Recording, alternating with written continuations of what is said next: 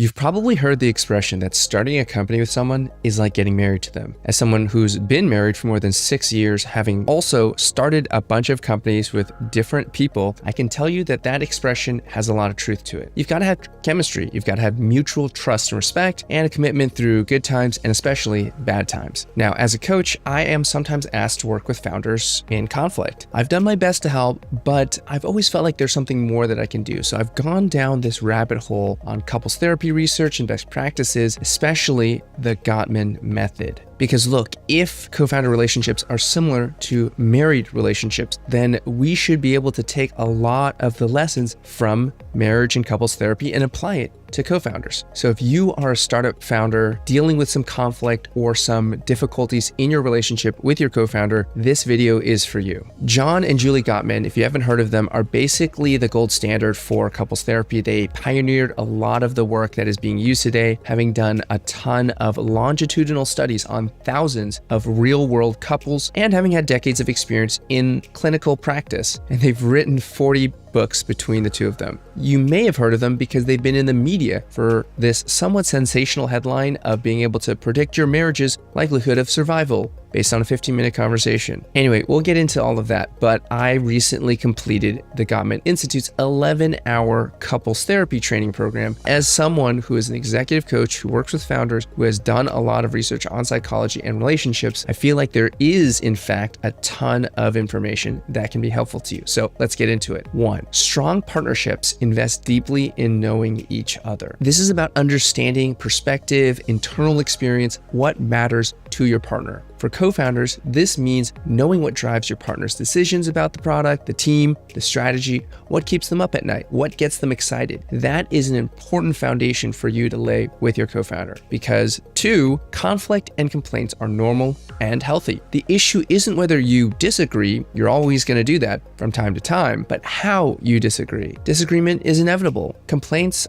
about things that bother you are normal. What kills a relationship is personal attacks, showing contempt for the other person, being overly defensive, or stonewalling or not talking at all during a conflict. Gottman calls these the 4 horsemen because they're predictive of relationship failure. Speaking of conflict, the 3rd lesson is that most conflicts are perpetual problems that never get solved. Gottman's research finds that 69% of the time when couples are talking about relationship conflict, these are things that are perpetual. These are disagreements that are fundamental to a person's personality or values. One founder always wants to move faster in general, while one of them always wants to emphasize craft and quality. One of them is always sensitive to spending money. One of them always wants to lean in and spend more. This is okay. This is not a sign that your partnership is doomed to fail. You have to accept that you may be on opposite camps of a given issue all the time. Number 4, you have to accept influence from each other, both of you. The goal is not to solve the fundamental differences by forcing someone to change their core self, but by moving from what they call gridlock, where you're butting heads and using inflammatory language, to dialogue, where you learn to have a kinder, more curiosity-based conversation about the disagreement. Back to the knowing each other thing. When you understand why your co-founder thinks or acts the way they do, what dream or values behind their thinking, you can generally learn to live with the problem. Maybe find ways to make it a little better, but mostly just accepting that this is who your co-founder is, and that's okay. So lesson number 5 is that compromise is not a bad word. In the 31% of conflicts that are situational, that can be solved through compromise, i.e. which feature to build first, which customer to prioritize, how to allocate the budget for the year, you have to first articulate for each of you what you absolutely will not yield on, and then look for areas of flexibility, timing, approach, scale, scope, and finally, accept influence, which means give and take with your partner. You might think that digging your heels in is a sign of strength, but actually can backfire because even if you win a particular issue, you may damage the relationship long term. Sometimes this fact can be really hard for smart people to accept who are used to knowing the right answer and fighting their way to the right answer. A lot of the challenges in business do not have a cut and dry right answer. This leads to lesson number 6, learn to argue with warmth. The Gottmans found that successful couples maintain a 5-to-1 ratio of positive to negative micro moments within a conflict conversation. That means that even when you are disagreeing about something, you're injecting enough warmth, humor, validation, and respect that the conversation doesn't feel toxic. Like making a joke or laughing together, saying things like, I can see why you'd be frustrated, or that was a little harsh, let me try again, or just acknowledging your own contribution to the conflict. You might still snap and say hurtful things sometimes, but the goal is to stay connected in an authentic respect and appreciation that you have for your co-founder, even during an argument, so that the overall balance stays not just positive, but mostly positive. Number 7, repairing after a fight is a skill. So when things do go sideways, you have to learn to recover and actually process what they call the regrettable incident. Just like you would do a postmortem for your site going down, you need to do a postmortem for your relationship interactions. Let's say you don't hit that 5-to-1 ratio. Let's say you both said things that were pretty hurtful and that you regret now after the heat of the moment is over. You can't just sweep that away under the rug and be like, let's just move on. You need to talk about it. And there's a way to talk about it that doesn't make anyone out to be the villain, that creates a better understanding of both sides, takes responsibility for your contribution, your part of the conflict, and then figures out things that you each can do better next time. That doesn't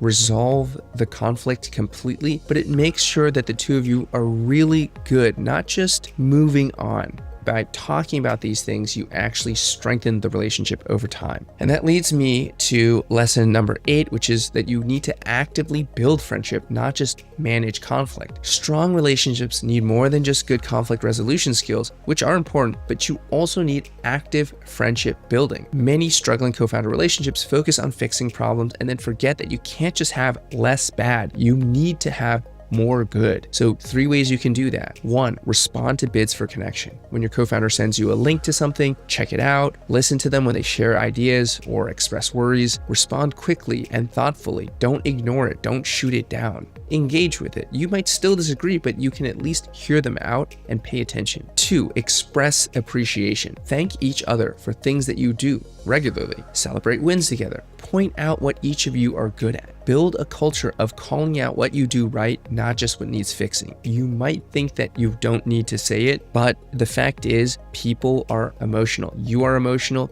your co-founder's emotional, and it feels good to hear that the other person that you're working with, especially if you are in times of conflict, does value things and appreciate things about you. And then finally, create enjoyable experiences together. Go on a founder date night, dinner, board games, hikes, things that you like to do, especially when things aren't going well. You don't have to be best friends, okay? You don't. But you need to create a shared pool of enjoyable experiences, especially when you are arguing about something in the business. Try to find something outside of that you don't talk about business that you can enjoy, because this becomes a reservoir of goodwill that you can tap into. And it's like insulation on electrical wires. It protects the wires from getting fried. And this reservoir of goodwill makes conflict feel less painful and easier to recover from. Having shared all those 8 lessons, I think that the natural question to be asking is all this relationship work worth it? Should you just find another co-founder or be a solo founder? And I don't think so. Finding a co-founder who is competent, who is trustworthy, and complementary to you is one of the hardest things of actually starting a company. Most of us spent months searching for someone or chose someone that we already had a history with. That connection is rare and valuable, and it's worth investing in. A deteriorating co-founder relationship damages your company, even when you try to keep it civil publicly. There's always spillover impact on your employees, your customers, your product, and your growth rate.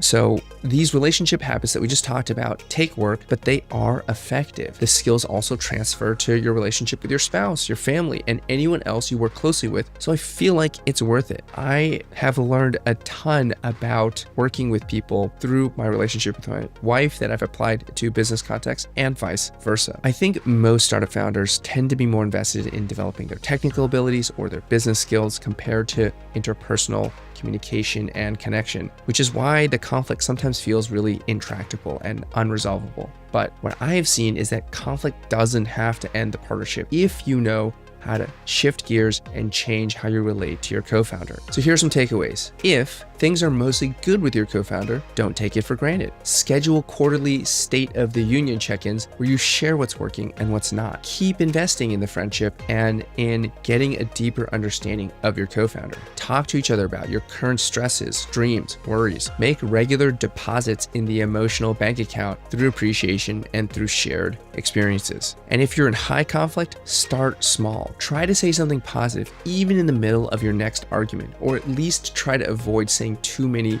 harsh things. You can send them a link to this video or do the dreams within conflict exercise that I'll link in the description down below. That can be really helpful to understand why you might be gridlocked in an issue, or you can watch the repairing after a fight video to smooth things over after a bad interaction. Remember, you started your company with your co-founder for a reason. They didn't just become irrational, incompetent, or malicious overnight. There's probably a way out of this if you're willing to work through it.